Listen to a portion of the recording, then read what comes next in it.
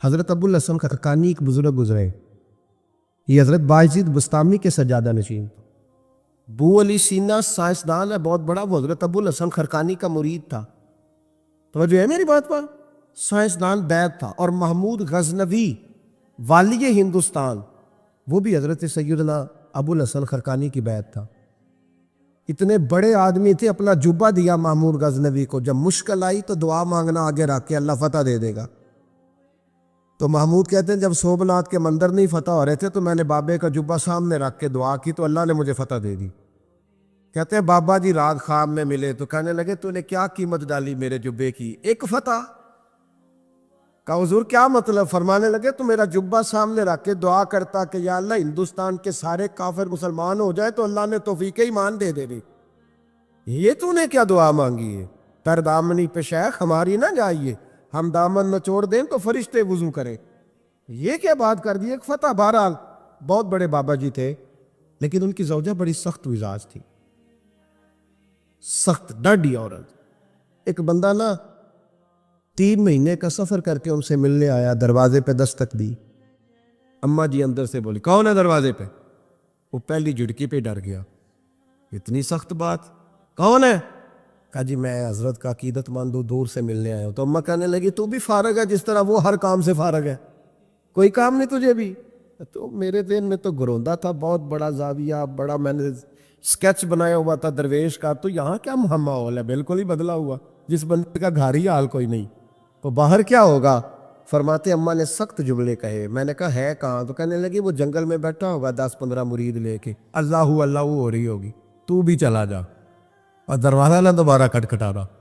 کہتا ہے میں بڑے ناراض پریشان ہوا کہ یار یہ کیا منظر ہے، اتنی سخت ماحول گھر کے اندر حضرت کے، اور میں 3 مہینے کا سفر۔ چلو وہ پیری مریدی والا تو میرا ذہن بدل گیا سارا ہی، لیکن میں نے کہا چلو آیا ہوں تو زیارت تو کر لو۔ کہتے ہیں میں نے جنگل کی طرف منہ کیا تو حضرت ابو الحسن شیر پہ بیٹھے تھے اور شیر انہیں گھر چھوڑنے آ رہا تھا، شیر پہ۔ فرماتے ہیں میرے اندر پھر بدگمانی آئی، میں نے دل میں سوچا، میں نے کہا دیکھو بابا جی سے بیوی تو قابو آتی نہیں اور شیر پہ سواری کی ہوئی ہے۔ حضور کا فرمان ہے ترمذی میں، فرمایا اتقوا فراست المومن فإنہ ینظر بنور اللہ، مومن کی فراست سے ڈرو، یہ اللہ کے نور سے دیکھتا ہے۔ کہتے ہیں حضرت میرے دل کی بات جان گئے اور سلام کے بعد فوراً پتہ کیا کہا؟ توجہ ہے میری بات پر؟ فرمانے لگے او میرے بھائی میری بیوی پردے کی بڑی صاف ہے، بستر کی بڑی صاف ہے، وہ کھانا مجھے وقت پہ دیتی ہے، میرا خیال کرتی ہے، زبان کی تلخ ہے، کئی دفعہ خود بھی اسے پریشانی ہوتی ہے کہ میں ایسے کیوں بولتا ہوں، میں نے اگر چھوڑ دی نا اسے کوئی نہیں رکھے گا، بیچاری رسوا ہو جائے گی، آخر میرے بچوں کی ماں ہے۔ اور پھر حضرت ابو الحسن نے جملہ کہا تو وہ شخص کہتا ہے میں چیخے مار کے رویا۔ فرمانے لگے یہ جو میں شیر پہ بیٹھا ہوں یہ وظیفوں کی وجہ سے نہیں بیٹھا، چلوں کی وجہ سے نہیں بیٹھا، یہ بیوی کی وجہ سے بیٹھا ہوں۔ فرمانے لگے میں اس بد زبان سے حسن سلوک کرتا ہوں، اللہ نے یہ بے زبان مخلوق میری فرما بردار بنا دی۔ او بھائی کس طرح کر کے نظام زندگی چلے گا؟ میرا یہ عنوان نہیں، ورنہ میں اس پر بڑی باتیں کر سکتا ہوں، عنوان نہیں، حالانکہ ہر ایک موضوع کی آج کل ضرورت ہے، ہر اصلاحی موضوع کی ضرورت ہے، پر میں ادھر جاتا نہیں۔ حضرت ام سلمہ رضی اللہ تعالیٰ عنہ کہتی ہے میرے شوہر حضرت ابو سلمہ بڑے شفیق، بڑے مہربان آدمی، مدینے میں اتنا شوہر پیار کرنے والا دوسرا تھا ہی کوئی نہیں جتنے میرے شوہر تھے۔ کہتے ہیں مسجد نبی میں جب ہوتے نا تو نبی کریم علیہ السلام کی جو بات بھی سنتے مجھے گھر آ کے بتاتے، آپ بھی بتایا کرے گھر جات، ہم اپنی مرضی کی باتیں گھر جا کے بتاتے ہیں کہ آج خطیب صاحب نے کہا ہے کہ اگر سجدہ کسی اور کو جائز ہوتا تو خامند کو ہوتا، یہ روز سناتے ہیں حدیث، تو وہ بھی کہہ دیتی ہے ٹھیک ہے میں نے بھی حدیث سنی ہے، نبی پاک علیہ السلام نے فرمایا بہتر وہی ہوتا ہے جو اپنی بیوی کے حق میں بہتر ہو، میں نے بھی سنی ہے حدیث، اس نے بھی پھر اس طرح کی یاد کر لی ہے۔ حالانکہ یہ حدیثیں بیٹیوں کو سنانی چاہیے، بہنوں کو سنانی چاہیے، وہ ہمارے منہ سے سنیں گی تو اثر قبول کریں گے، ورنہ تو دوسرا زاویہ ہوتا ہے۔ حضرت ام سلمہ کہتے بڑا ہی پیار کرتے، جو بات سنتے نا مجھے آ کے سناتے۔ ایک دن آئے تو کہنے لگے لے ام سلمہ آج تو میں تحفہ لایا ہوں تیرے لیے۔ میں نے کہا وہ کیا؟ فرمانے لگے آج نبی کریم نے فرمایا جس بندے پر کوئی مصیبت آئے وہ پڑھا کرے انا للہ و انا الیہ راجعون الذین اذا اصابتہم مصیبہ قالوا انا للہ و انا الیہ راجعون۔ یہ پڑھے تو نبی پاک نے فرمایا اللہ نے جو چیز لی ہوگی نا اس سے بہتر چیز اسے عطا کر دے. آپ سمجھتے یہ صرف فوتگی پر پڑھنا چاہیے، حالانکہ چھوٹی سے چھوٹی مصیبت پر بھی پڑھنا چاہیے. اللہ جو چیز لے گا اس سے بہتر چیز عطا کرے گا. جناب ام سلمہ کہتی ہے میرا حضور کی ہر حدیث پر اتنا ایمان تھا، اتنا کہ جیسے اپنے زندہ ہونے پر ایمان ہے. فرماتے ہیں میں نے وہ وظیفہ پڑھ لیا، جب بھی کوئی مشکل آتی میں اس کو پڑھتی، جب بھی کوئی مشکل آتی میں پڑھتی، مجھے اللہ بہتر چیز عطا کرتا. فرماتی ہیں میرے اوپر ایسی مصیبت آئی جو میں نے کبھی سوچی نہیں تھی، میرے شوہر کا انتقال ہو گیا. میں نے پڑھا انا للہ و انا الیہ راجعون، لیکن فرماتی ہیں اب یقین بھی کامل تھا، یہ بخاری میں ہے، یقین بھی کامل تھا، پر سوچتی تھی ابو سلمہ سے زیادہ مہربان شوہر کیسے ملے گا. ایمان بھی پکا ہے کہ حضور نے فرمایا اللہ بہتر چیز دے گا، پر اس سے بہتر میرے خاندان اور قبیلے میں دوسرا ہے ہی نہیں. فرماتی ہے کئی دن ساری عدت اسی پریشانی میں گزر گئی کہ میرا تو ایمان پکا ہے کہ اللہ بہتر چیز دے گا، تو ابو سلمہ سے بہتر شوہر کیسے مل سکتا. کہتی عدت گزری تو پھر مجھے پتا چلا کہ مصطفیٰ کے ہر فرمان میں حقیقت ہے. خود نبی کریم نے فرمایا کہ ام سلمہ میں تیرے ساتھ نکاح کرنا چاہتا ہوں. فرماتی ہے میں رو پڑی، میں نے کہا میں تو کہتی تھی ابو سلمہ سے اچھا شوہر کیسے ملے گا، رب نے مجھے ساری کائنات سے اچھا شوہر عطا کر دی. شرط تو یہ ہے کہ میرا تیرا ایمان، تیرا میرا ایمان. اعلیٰ حضرت فاضل بریلوی رحمۃ اللہ علیہ حج کرنے جا رہے تھے تو طوفان آ گیا، کشتی ہچکولے کھانے لگی، لوگ سارے تسبیح پڑھنے لگے. آپ تو ہمیشہ پڑھا کرتے تھے درود و سلام و تسبیح پڑھ رہے. اعلیٰ حضرت سے کہنے لگے بابا جی دعا کرا دیں. آپ فرمانے لگے ذکر فکر کرو پر انشاءاللہ تعالیٰ یہ دریا یہ کشتی ڈوبے گی نہیں، یہ کنارے تک جائے گی. وہ کہنے لگے بابا میں آپ سے کہا دعا کرا دیں اجتماعی، تو آپ کرامت سنا رہے ہیں، دعا کر دیں. فرمایا کہہ دیا نا نہیں ڈوبے گی. اب لوگ تھوڑے سے ناراض ہوئے، تھوڑی دیر گزری تو طوفان واقعی تھم گیا. اب وہ لوگ آہستہ آہستہ پریشان ہونے لگے. اعلیٰ حضرت کے قریب جا کہنے لگے حضور بے ادبی ہو گئی، پر بتائیں آپ کو کیسے پتہ تھا نہیں ڈوبے گی. فرمایا اپنی بات پہ نہیں، مصطفیٰ کی حدیث پر اعتبار ہے. حضور نے دعا بتائی ہے سواری پہ بیٹھو تو پڑھ لو، میں نے پڑھ لی تھی. کیسے ہو سکتا ہے کہ نبی پاک نے کہا ہے حادثہ نہیں ہوگا، تو پھر چاند تو ٹوٹ سکتا ہے، سورج تو گر سکتا ہے، پر مصطفیٰ کی بات غلط نہیں ہو سکتی. مسئلہ تو یہ ہے کہ یہاں ایمان کی وہ کمزوری. حضرت عائشہ صدیقہ رضی اللہ تعالیٰ عنہ فرماتی ہیں ایک عورت تھی اور اسے نبی پاک صلی اللہ تعالیٰ علیہ وسلم نے وہ کلمہ پڑھ کے مسلمان ہوئی، مدینہ طیبہ آ گئی تو حضور نے مسجد نبوی شریف میں اس کے لیے مکان، ایک سادہ سا کمرہ ساتھ مسجد کے بنوا دیا، وہیں رہنے لگی. اکثر وہ سیدہ طیبہ کے پاس آتی تو حضرت عائشہ صدیقہ رضی اللہ تعالیٰ عنہ فرماتی ہیں وہ بڑی باتیں سناتی اور آخر میں کہتی وہ ہار والا دن بھی بڑا عجیب دن تھا اور میرے رب کی قدرتوں کا دن تھا، وہ بھی بڑا عجیب دن تھا. سیدہ عائشہ صدیقہ رضی اللہ تعالیٰ عنہ ایک دن فرمانے لگی کہ تو ہار والے دن کا بڑا ذکر کرتی ہے، وہ کیا دن تھا؟ تو خاتون کہنے لگی اماں جی وہ دن تھا جب میرے رب پر بھروسہ اور مضبوط ہو گیا، جس دن میرا اپنے رب پر توکل اور بڑھا، میرے ایمان میں یقین میں اور پختگی آئی. کہنے لگی میں ایک گھر کی کنیز تھی، نوکرانی تھی، اس گھر میں ایک بچی تھی جس کے پاس سونے چاندی ہیرے جواہرات کا ہار تھا. اس زمانے میں چمڑے کے اوپر لوگ ہیرے جواہرات لگاتے تھے، کئی دفعہ سرخ رنگ کے چمڑے پہ لگائے جاتے تھے. وہ بچی پہنتی تھی تو کہتی ہوں بچی کے اس نے اتار کے رکھا یا اس سے گرا وہ ہار تو چیل اسے اٹھا کے لے گئی گوشت سمجھ کے اور میرے سامنے اٹھا کے لے گئی. گھر والوں نے مجھ سے پوچھا، یہ بخاری میں موجود ہے، گھر والوں نے پوچھا مجھ سے کہ وہ ہار کہاں ہے تو میں نے کہا چیل اٹھا کے لے گئی. گھر میں کچھ چوری ہو جائے تو سب سے پہلا الزام کس پہ لگتا ہے؟ ملازمین پہ. کہتے انہوں نے مجھے بڑا مارا، بڑی تکلیف تھی، حتیٰ کہ میری شرمگاہ تک کی تلاشی، میری عزت اتنی خراب کی میں بتا نہیں سکتی. میں نے اپنی زندگی میں ایک واقعہ دیکھا، ایک امیر گھر میں چوری ہو گئی، ملازم کو اتنا مارا کہ وہ چارپائی پہ پڑ گیا.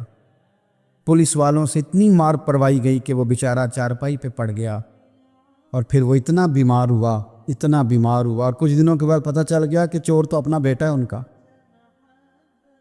پھر اس کا انتقال ہو گیا. اب وہ سیٹھ صاحب اور گھر والے آ کے نا مرنے والے کے کان میں معافیاں مانگ رہے ہیں، کان میں۔ تو میں نے ان سے پھر کہا تھا کہ یہ تو اب چلا گیا ہے، تمہارا زور چلتا تھا نا، تو تم نے قانون خریدا اور تم نے اسے جتنا ہو سکا تم نے اسے مار پڑوائی۔ تمہارے پاس جو عدالتیں تھیں تم نے وہاں کارروائی کی، اب ایک عدالت قیامت کے دن لگے گی۔ یہ کمزور تھا نا، کچھ کر نہیں سکا۔ میرے نبی پاک صلی اللہ علیہ وسلم نے فرمایا، سن لو، اگر سینگ والی بکری نے بغیر سینگ والی بکری کو تکلیف دی ہوگی نا تو قیامت کے دن اسے بھی بدلہ دینا پڑے گا کہ تیرے پاس سینگ تھے اور تو نے اسے مارا تھا۔ وہ خاتون عرض کرتی ہے سیدہ عائشہ کی خدمت میں کہ مجھے بڑا مارا، مجھے تکلیف دی، میں کہہ رہی تھی کہ میرے سامنے چیل لے گئی ہے، پر وہ نہیں مان رہے تھے، اماں جی انہوں نے مجھے بڑا مارا۔ حضرت عائشہ صدیقہ کہتی ہیں پھر کیا ہوا؟ کہنے لگی اماں جی جب کوئی میرا مددگار نہ رہا، مجھے تکلیف دے رہے تھے، رسوا کر رہے تھے، تو میں نے اپنے رب سے مدد چاہی، میرے رب کی طرف میں نے توجہ کی، میں نے کہا مالک اب تو ہی میرا مددگار ہے۔ کہتی ہے وہ مجھے مار رہے تھے تو وہ چیل جو ہار لے گئی تھی وہی لے کے واپس آ گئی، اور ہمارے سروں کے قریب لا کے اس نے جب اس ہار کو پھینکا، وہ مجھے چھوڑ کے سائیڈ پہ ہوئے، وہ میری بے گناہی جان گئے، لیکن آپ کو بتاؤں اس دن سے میرا اپنے رب پر یقین اور بڑھ گیا۔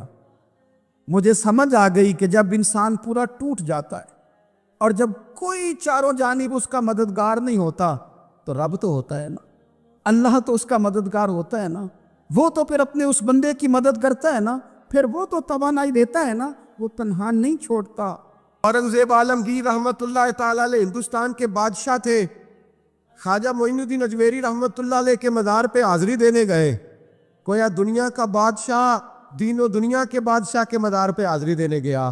حضرت اورنگزیب عالمگیر مزار پہ گئے تو دیکھا ایک اندھا بیٹھا ہے، اور ساج سور کے سارے فقیر بیٹھ جایا کرتے تھے، اندھا بیٹھا، کہنے لگا بابا دے دو، بابا دے دو، 20 سال سے بیٹھا ہوں، خواجہ اجمیری کے دربار پہ آنکھیں نہیں ملتی، اندھا ہو کچھ دے دو۔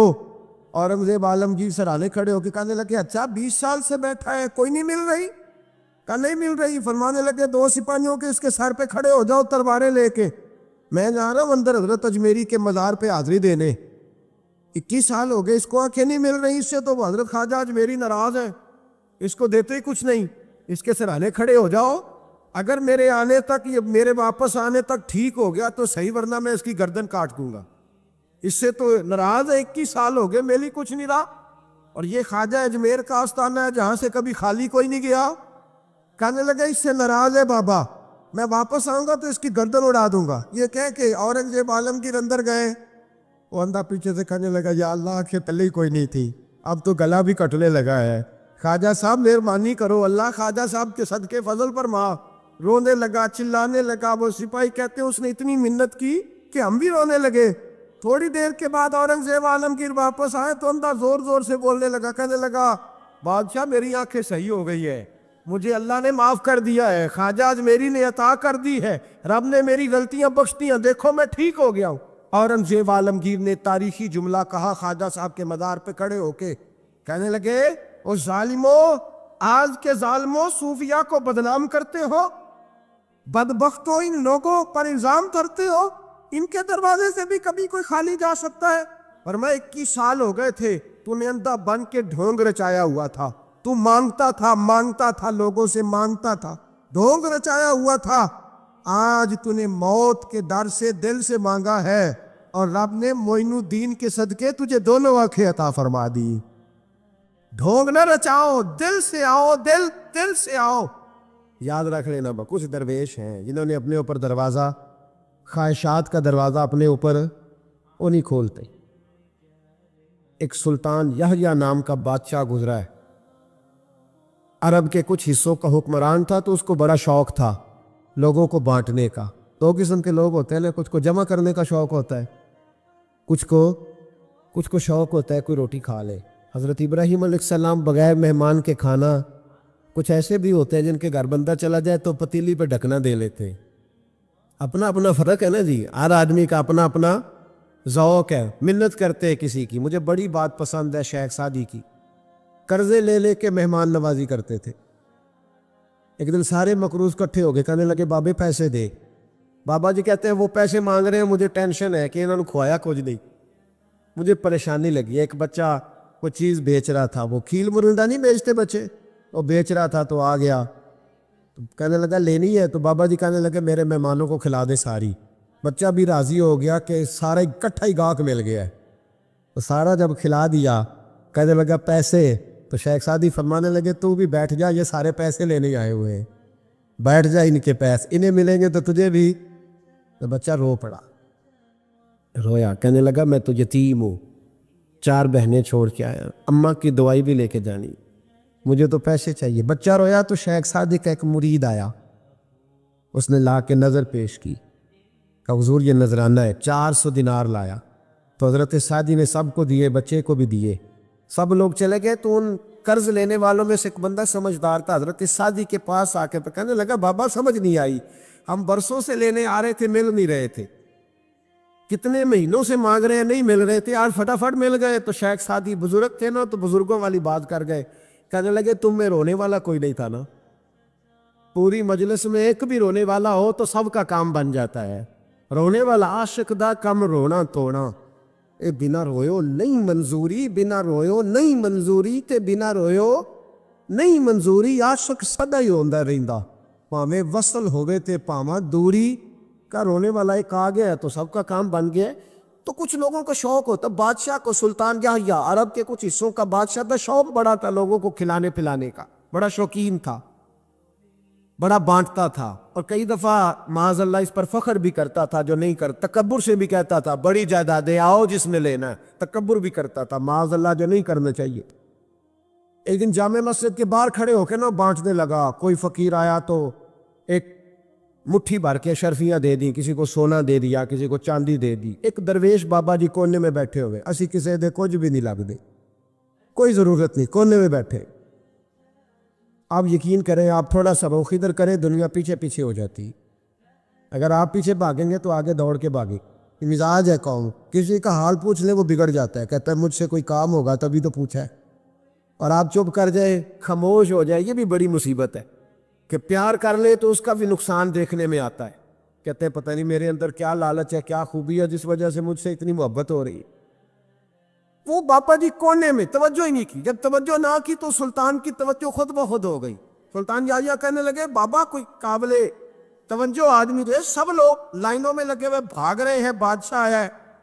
یہاں تو شادی پہ کھانا کھل جائے تو بڑے بڑے امیروں کا پتہ چل جاتا ہے کہ بننے کیا لگا ہے. کہتے پتہ نہیں دوبارہ چھوٹے گوشت کی ٹرے آئے گی کہ نہیں آئے گی, اور اتنا سارا رکھ لیتے ہیں کہ لمان والا فیض. بڑے بڑے امیروں کے پول کھل جاتے ہیں, پتہ چلتا ہے کتنے تگڑے امیر ہیں. تو جب اس نے کہا شرفیاں, سونے, ہیرے, جواہرات, تو جو نہیں تھے فقیر وہ بھی لائنوں میں لگ گئے. لیکن وہ فقیر پھٹے پرانے کپڑے, سانو تخت ہزارے دی لوڑ کیے, نالے کی لگے شہر بمول دے نال, اسی اپنی بال کے سیکنے, سانو کی لگے کسے اور دے نال. اور اقبال نے اس کی تشریح کی, اقبال کہنے لگے ہوا گو تند و تیز ہے لیکن چراغ اپنا جلا رہا ہے. ہوا گو تند و تیز ہے, تیز ہوا میں چراغ نہیں جلتے. ہوا گو تند و تیز ہے لیکن چراغ اپنا جلا رہا ہے. وہ مرد درویش حق نے جس کو عطا کیے ہیں انداز خوش روانہ, فرماتے ہیں جسے اللہ نے بے لحاظی دے لی, لالچ سے دور کر لیا, وہ کسی کی پرواہ, وہ اپنا چراغ جلاتا ہے. اپنی مٹی پہ چلنے کا سلیقہ سیکھو, سنگ مرمر پہ چلو گے تو پھسل جاؤ گے. وہ پاپا بیٹھا ہے تو بادشاہ کہنے لگا اسے بھی بلاؤ. بابے کو بلایا, کہنے لگا تجھے کچھ نہیں چاہیے؟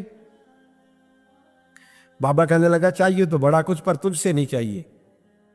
کہا کس سے چاہیے؟ فرمایا اس سے چاہیے جو دے کے حساب نہیں پوچھتا, بغیر حساب دیتا ہے, اس سے چاہیے. کہنے لگا نہیں, دروازہ کھلا, تو بھی لے لے. بابا کہنے لگا میں لے تو لوں پر تو دے کچھ نہیں نہ سکتا. بادشاہ کو غصہ آیا, اکڑ تھی, تکبر تھا. کہنے لگا تو کیوں نہیں میں دے سکتا, تو سوال کر.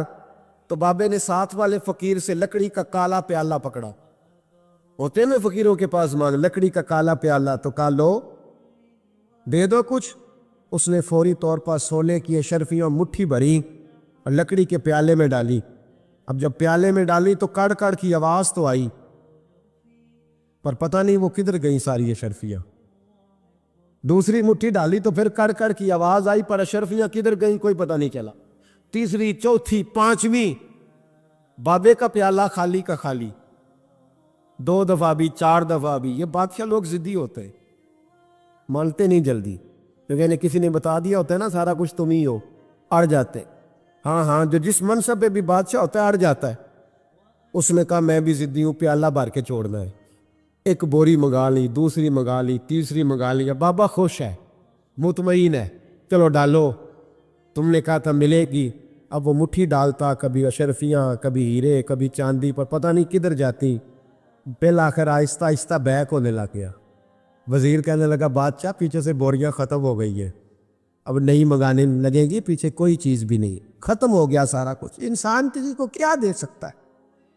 क्या हाँ वो इंसान बड़ा नवाजते हैं जिनके पास खजाने भी अल्लाह के दिए हुए होते हैं, वो नवाजते हैं लोगों, वो नवाजते। कहा तू क्या दे सकता है? बादशाह जब तंग आ गया ना बादशाह, तो घोड़े से नीचे उतर आया और बाबे के पैरों में बैठ के कहने लगा बाबा ये प्याला है किस बला का नाम? नीचे कौन सा कुआं है कि जो कुआं जो नीचे गिराता ही जाता है और जो भरता ही नहीं है? तो अब बादशाह का हाथ रुका तो बाबे ने प्याला छोड़ दिया, बड़ा कीमती लफ्ज कहा। बाबा कहने लगा बादशाह ये इंसानी ख्वाहिशात का प्याला है, ये इंसान की ख्वाहिशों का प्याला है, ये लालच का प्याला है, ये कभी भर सकता। इंसान कभी कहता है या अल्लाह अपना मकान दे दे, बड़ा राजी हो, उसे अपना मिल जाता है, फिर कहता है नहीं सोसाइटी में होना चाहिए। फिर सोसाइटी में अल्लाह देता है तो कहता है 5 मरले का छोटा है। इसके नफ्स का प्याला कभी भरता। नबी पाक अलैहिस्सलाम ने फरमाया था उस ख्वाहिश के पीछे ना लगना जो तुम्हें नई ख्वाहिश में डाल दे।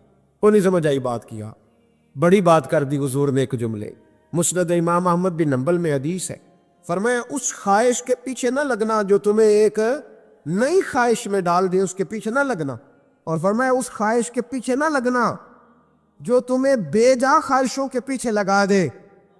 लोगों के लल्ले तलल्ले, परेशानियां, आजमाइशें, लालच, हवस, वो परेशानी वो इतनी ओढ़ ली है लोगों ने कि दिलों से तकवा, रूहानियत, इबादत, दर्द, ज़ौक, शौक खत्म हो गए।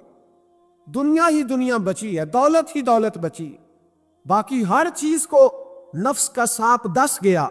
मुहद्दिस इब्न जौज़ी रहमतुल्लाह अलैह फरमाते मेरे शहर का एक मालदार शख्स था तो एक बड़ी नागन खरीद के लाया। नागन सोने का अंडा देती थी नागन, पर अंडा सोने का अंडा देती थी। उसके बाल बच्चों ने भी, एक ही बेटा था, बीवी थी, उन्होंने कहा अब्बा ये नागन है, इसका काम दसना है, तो तू ख्याल कर। क्या कहा था हज़रत सुल्तान बहू ने? खारे खूह कदी मिठे नहीं थींदे, भावें सै मना गुड़ पाइए, ते सप्पां दे पुत कदी निथ नहीं थींदे, भावें चूलियां दुध पियाइए, इसकी फितरत में डसना है। तो ये डसेगी, बात खत्म हो गई। कहा नहीं, सोने का अंडा देती है। रख लिया घर में। बकरी रखी हुई थी, पालतू बकरी, बकरी को नागन ने डस लिया, बकरी तड़क के मर गई।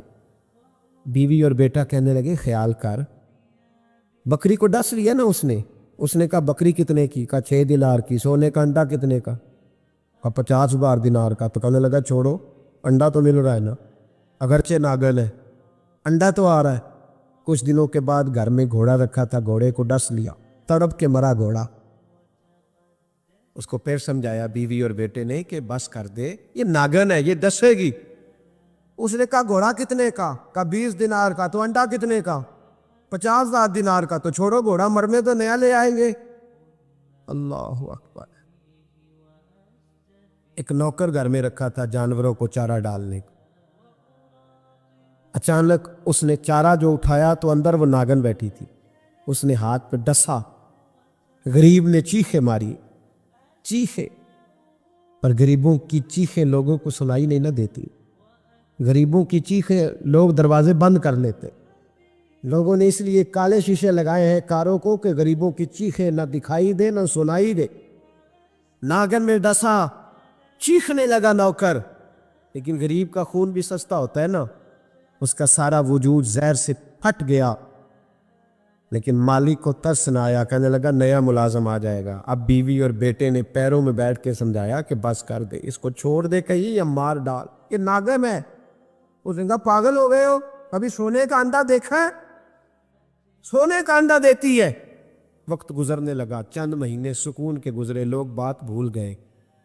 ایک دن سویرے سویرے کمرے سے ماں کے رونے کی آواز آئی، اور جب اماں چیخی، خامن دوڑا تو کہنے لگی لے تیرے سونے کے انڈے بچ گئے، اور وہ دیکھ میرے بیٹے کو 10 کے بستر سے اتر گئی ہے۔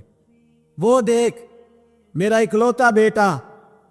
ابھی بیٹے کو اٹھا کے طبیب کے پاس لے جانے ہی لگے تھے، وہ اپنے گھر کے دروازے تک پہنچا تھا کہ جناب اسرائیل پہلے تشریف لے آئے۔ اب جب واپس آیا، بیٹے کا جنازہ بڑا مشکل ہے باپ کے لیے اٹھانا، بڑا مشکل ہے، بڑا مشکل۔ رونے لگا، چیخنے لگا۔ ایک بیٹا وہ بھی پردہ کر گیا۔ جنازہ اٹھا، لوگ اس کو دفن کرنے کے لیے نکلے تو ماں نے بھی سارا سامان سمیٹا، ماں نے بھی۔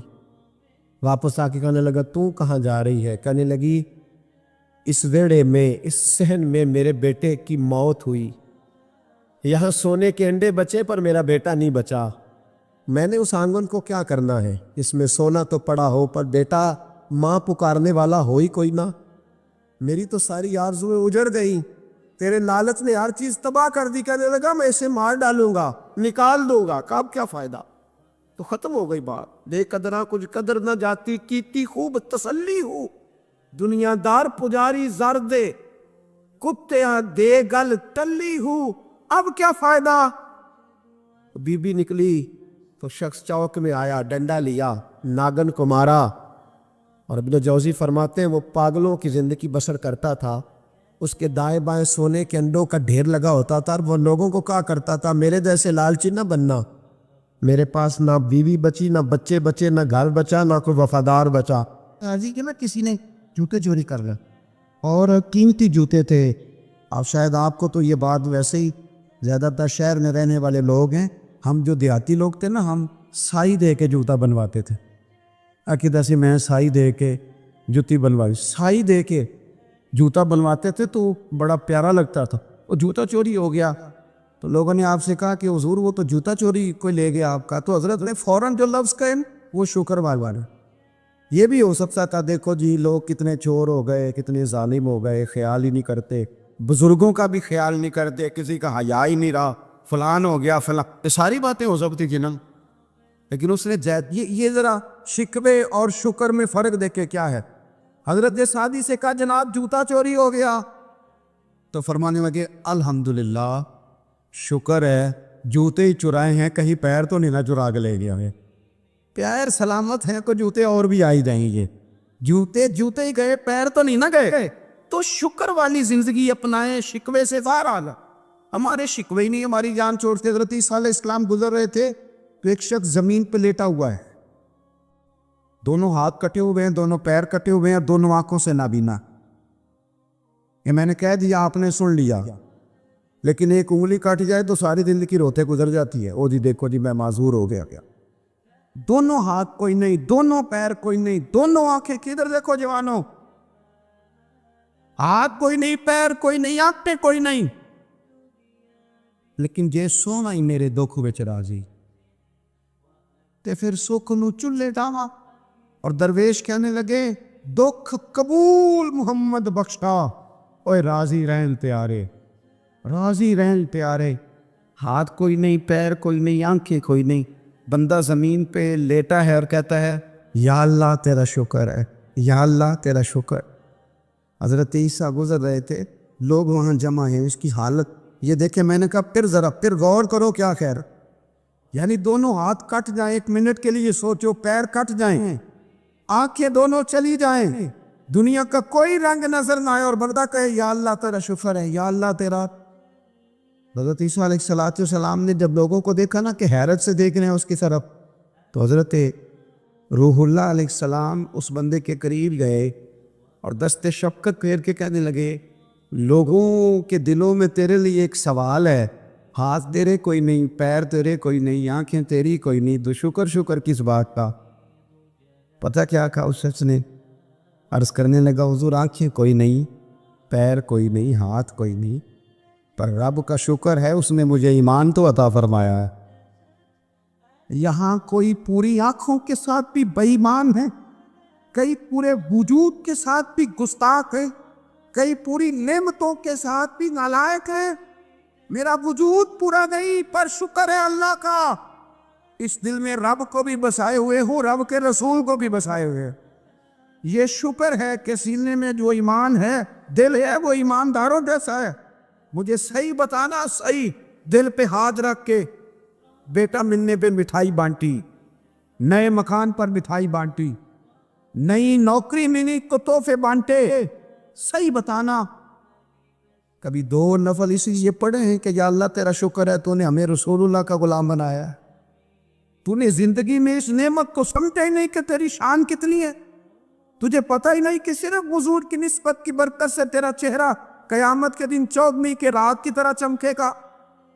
तू कहता पैसे कोई नहीं तो रोने लग गया, मेरे पास घर कोई नहीं तो रोने लग गया। तुझे पता है तेरे पास कौन सी नेमत है? बड़े इमाम राजी कहते हैं, नबी दुआ करते रहे, नबी पैगंबर अल्लाह के नबी, या अल्लाह हमें अपने महबूब की उम्मत में शामिल फरमा।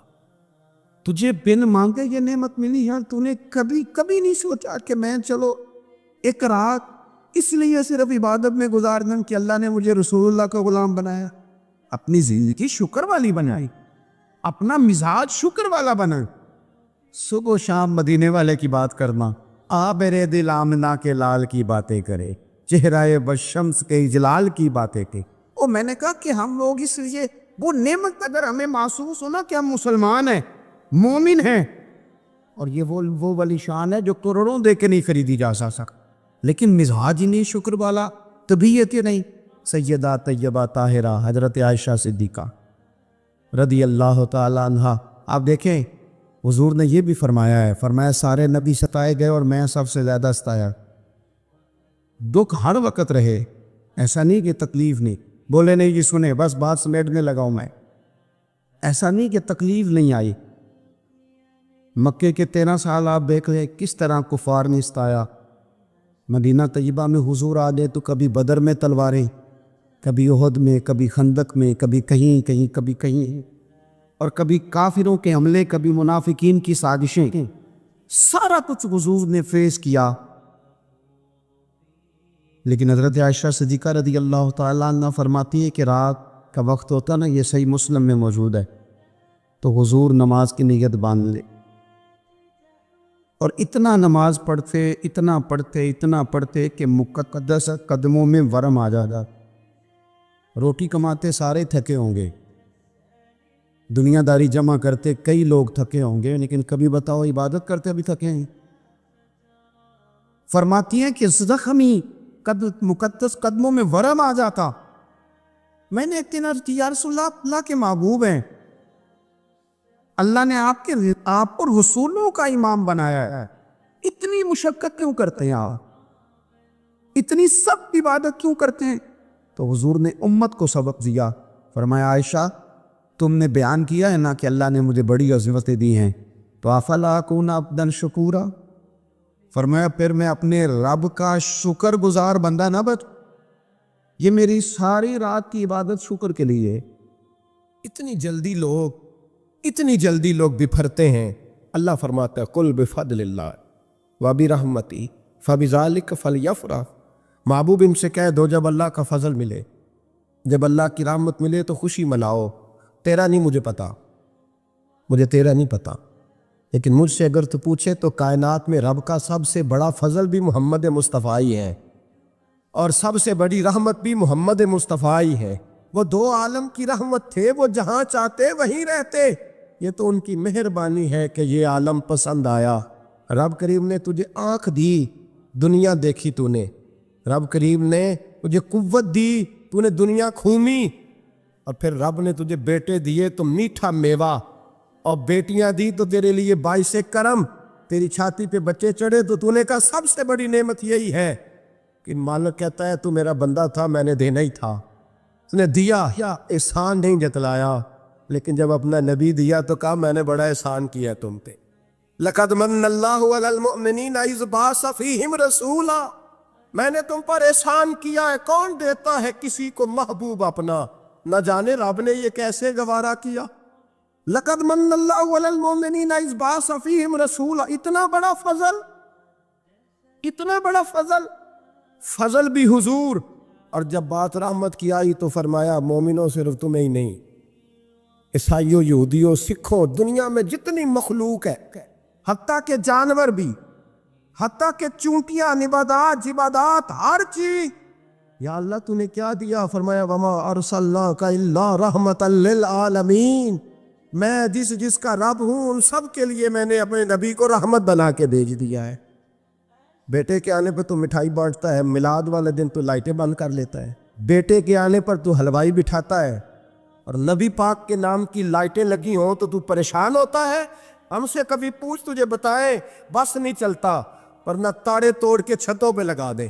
بس نہیں چلتا، فرشتوں کو بھی کہے آؤ ہمارے ساتھ شامل ہو جاؤ، آمد مصطفیٰ مرحبا مرحبا کا نعرہ لگانا ہے. ورنہ بس نہیں چلتا، ورنہ دنیا کی ساری نعمتیں بچھا دے اور لوگوں کو بتلائیں کہ اصل تو خوشی منانے کا دن ہی آج ہے جب اللہ نے ہمیں اپنا پیارا رسول عطا فرمایا ہے.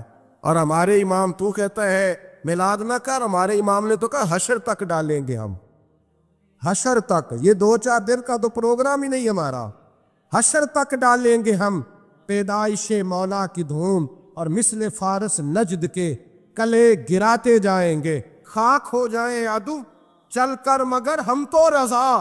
دم میں جب تک دم ہے ذکر ان کا سناتے جائیں. ہمارا تو 1-2 دن کا پروگرام ہی نہیں. اور پھر سنو، اور میں اکثر کہتا ہوں نعت پڑھنا اتنا کمال نہیں جتنا سننا کمال ہے.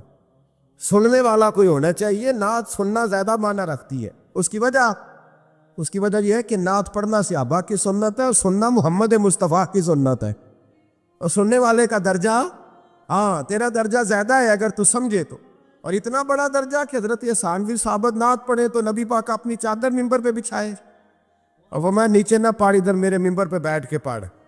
یہ کوئی معمولی بات ہے؟ رسول اللہ کی نعت سننا. بلغ العلا بے کمال ہی کشفت دجا بے جمال ہی حسنت جمیع.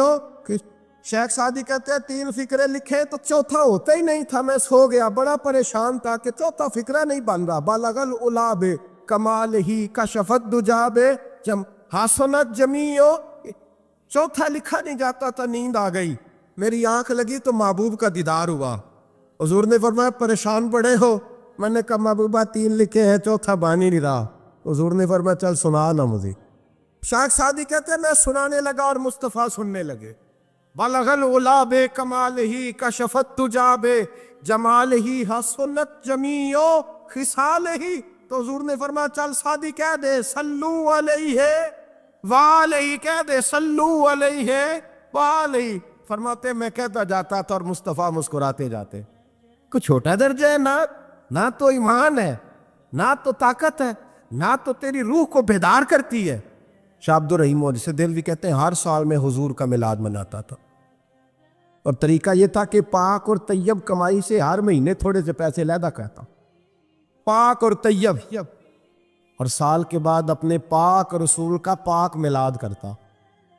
فرماتے 1 سال غربت آ گئی، غریبی، آزمائش، پریشانی، کوئی شے نہیں تھی. گھر میں ٹوپیاں 2 تھی میری، ایک میں نے پہن لی، دوسری میں نے بیچ لی. تھوڑے سے چنے خریدے، کچھ طالب علموں کو بٹھایا اور مصطفیٰ کا میلاد پڑھنا شروع کر دیا.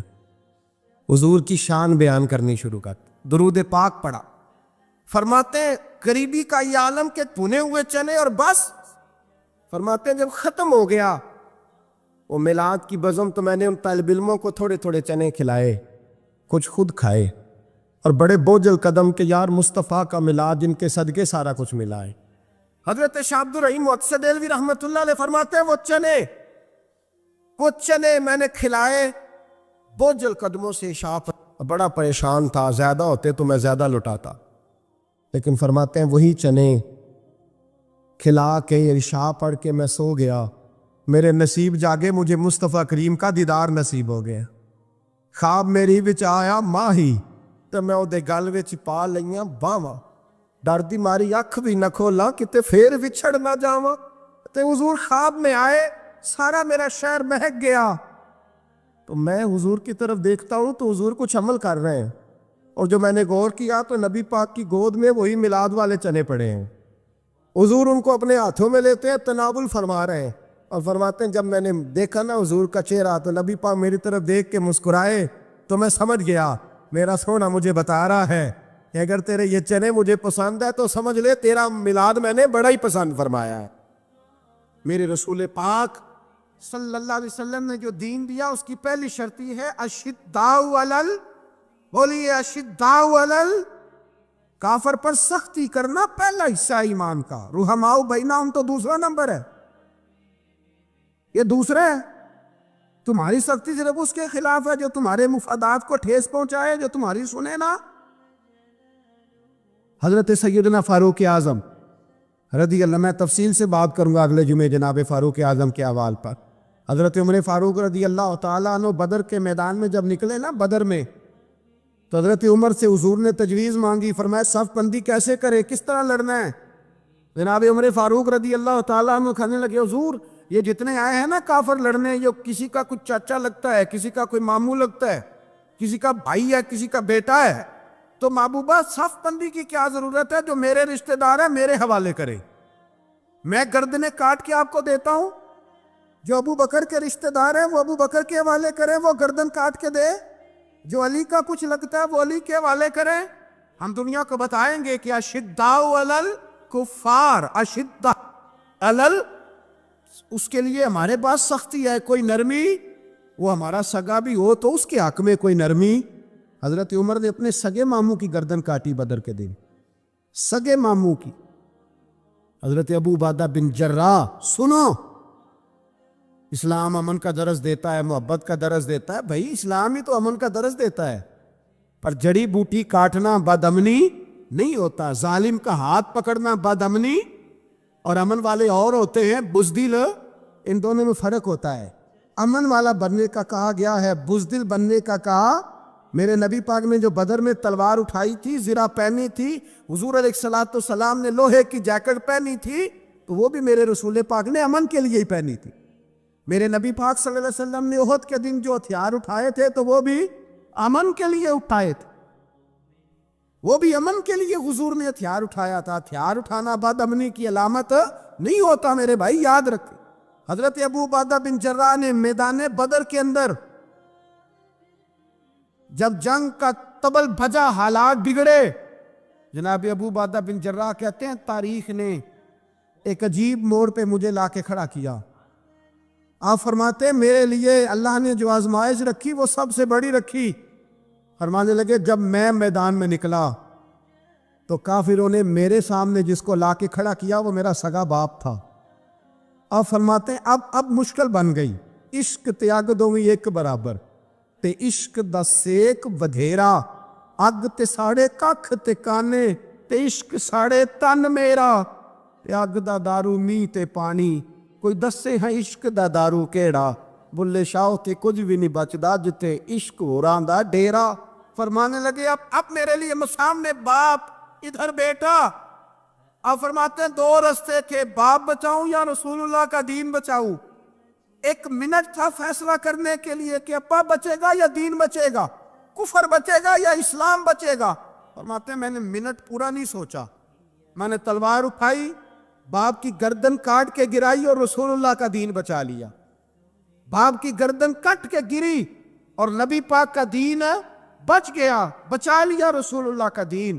حضرت عمر نے ماموں کو مارا۔ حضرت مصعب ابن عمیر کہتے ہیں تاریخ مجھے بھی لا کے کھڑا کرتی ہے بدر کے میدان میں، تو کفر کا لبادہ اوڑھ کے جب سامنے آیا تو وہ میرا سگا بھائی تھا، سگا بھائی۔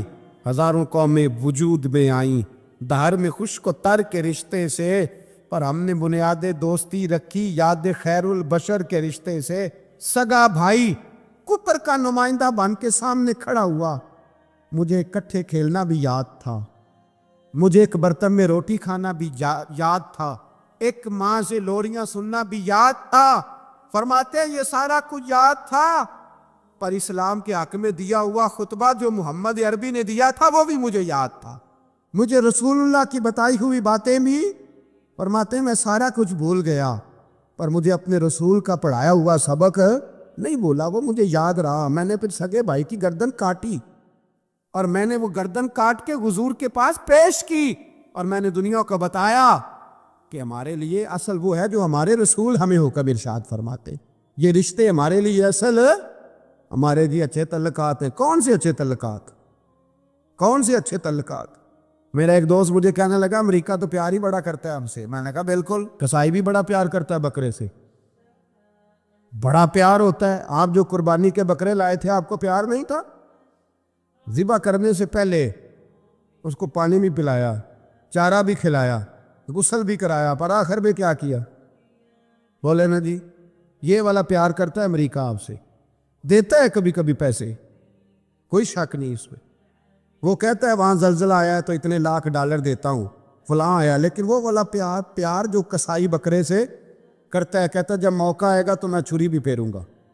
اور اپنے وقت پہ آ کے وہ یہ میری مثال یاد رکھ لینا, امریکہ کا پاکستان سے اور مسلمان سے وہ والا پیار ہے جو بکرے کا کسائی سے اور کسائی کا بکرے سے ہوتا ہے. وہ چارہ ڈالتا ہے, موٹا کر کے ذبح کرتا ہے, پتلا ذبح کرنے میں اسے لذت نہیں آتی.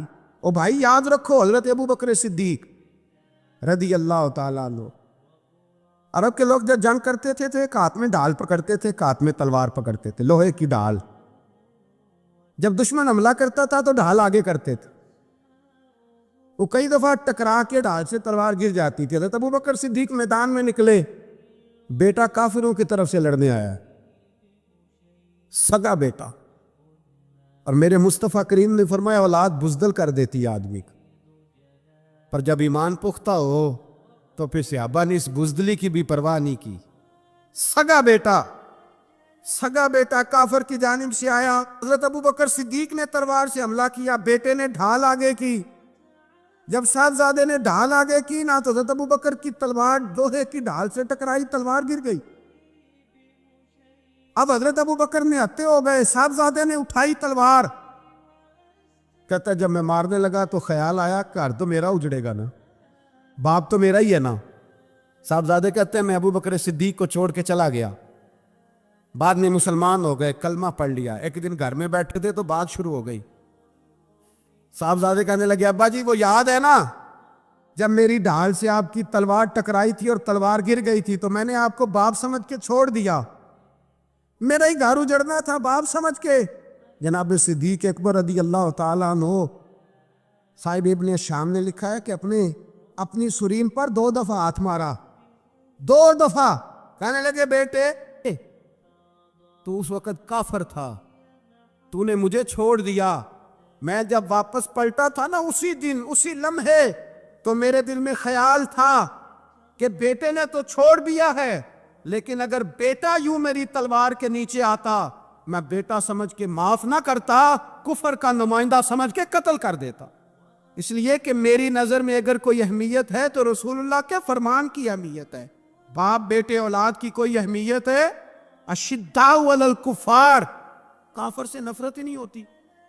یہاں تو مور لگ گئی ہے ایک عام نوجوان سے لے کے عام آدمی سے وزیر اعظم تک کی سوچ یہ ہے کہ رہائش امریکہ میں ہونی چاہیے, لندن میں ہونا چاہیے, بس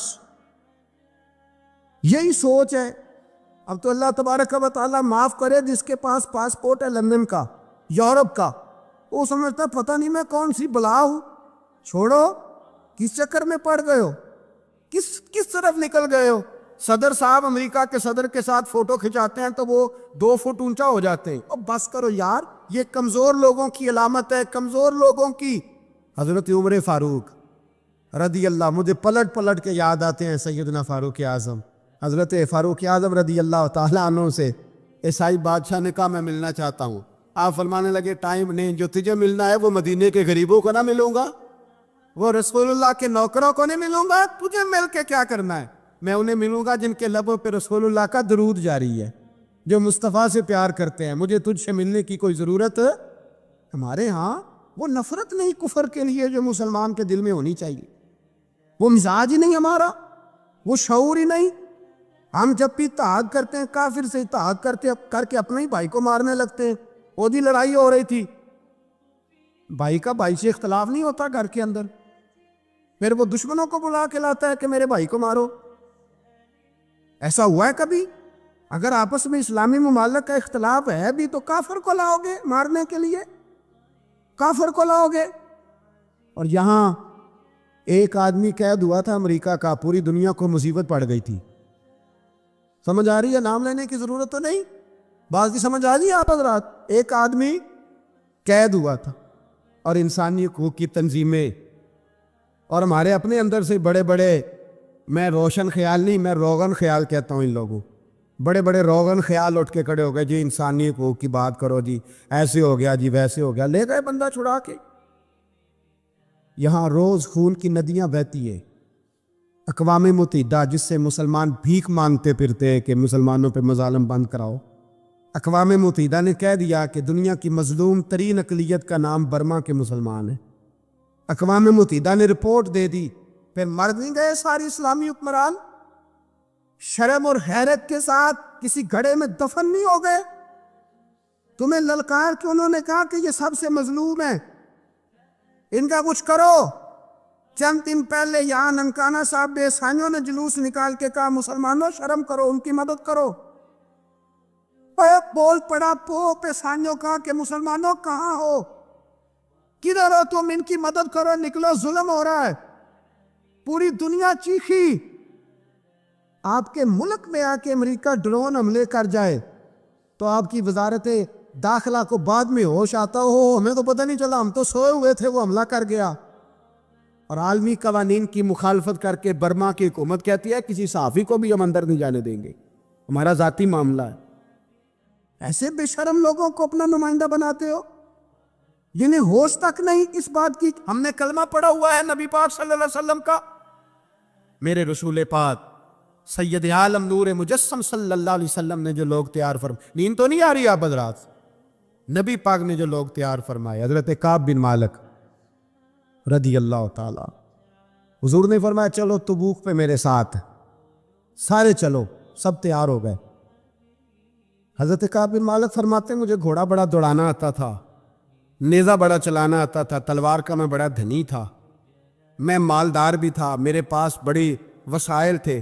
حضور چلے گئے تو میں نے، جی بخاری ہے، فرماتے ہیں میں نے سوچا کہ میں چلا جاؤں گا، کل میں گھوڑا دوڑاؤں گا، میں نے پیچھے پہنچ جانا، پرسوں چلا جاؤں گا، ترسوں بس سستی ہو گئی، نہ جا سکا.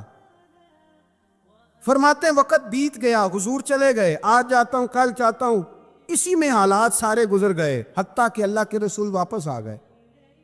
فرماتے کچھ بوڑھے تھے جو نہ جا سکے اور کچھ منافق تھے جو حضور کے ساتھ جہاد پہ نہ جا سکے. آپ فرماتے ہیں میں جوان بھی تھا، تیر انداز بھی تھا، اور دنیا عرب سارا جانتا تھا کہ مالدار بھی ہے، اللہ تعالیٰ کی دی ہوئی بڑی نعمتیں تھے، میں نہ گیا اور ہو غلطی گئی، سستی گئی. فرماتے حضور مدینے میں آئے، جب مسجد نبی میں بیٹھے تو منافق آ کے بہانے کرنے لگے. کوئی کہنے لگا بچی بڑی بیمار تھی، کوئی کہنے لگا حضور کل ہی صحیح ہوا ہوں. فرماتے مجھے بھی پتا تھا اور پتا مصطفیٰ کو بھی تھا جھوٹ بول رہے ہیں، حضور کو پتا تھا، پر وہ بہانے کرتے، حضور قبول کرتے، میں چلو جاؤ. کہا فرماتے ایک منٹ کے لیے مجھے بھی وسوسہ آیا کہ کوئی بہانہ نہ کر دوں، لیکن پھر میں نے سوچا بہانہ کس کے سامنے کروں جسے اللہ تبارک و تعالیٰ نے نبوت کی آنکھ عطا فرمائی ہوئی ہے، اس محبوب کے سامنے بہانہ. اس خیال آیا مسلمان نیک و بد پہچان جاتے ہیں، محمد آدمی کے دل کی باتیں جان جاتے، کدھر بہانہ کروں، حضور کو تو سارا پتہ ہے.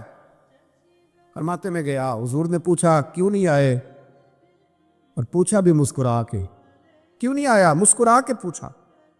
فرماتے میں نے سچ سچ بولا، میں نے کہا یا رسول اللہ سستی ہو گئی، حضور غلطی ہو گئی.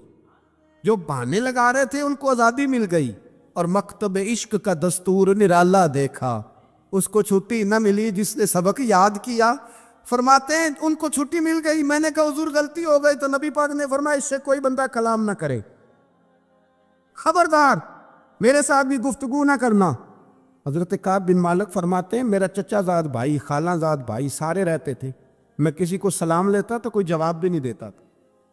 فرماتے ہیں میں مسجد میں نماز پڑھنے آتا، پر صحابہ کرام کو حضور نے منع کر دیا تو مدینے کی گلیاں بھی ناآشنا ہو گئی.